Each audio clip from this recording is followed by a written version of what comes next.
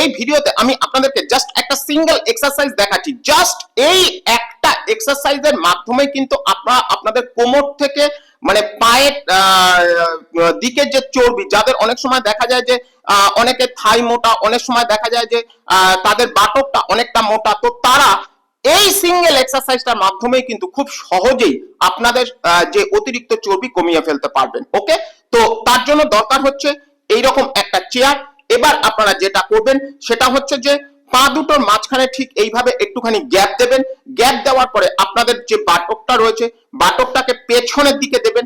পেছনের দিকে দিয়ে জাস্ট এই পজিশনটাকে আপনারা নেবেন, এবং এই পজিশন নেওয়ার পরে আপনাদের পায়ের আঙ্গুলের ওপরে এই 1 2 3 4 5 and রিল্যাক্স। আবার 1 2 3 4 5 and রিল্যাক্স। জাস্ট এই সিঙ্গেল এক্সারসাইজটা আপনারা কয়েকদিন করুন, বুঝতে পারবেন নিজেরাই।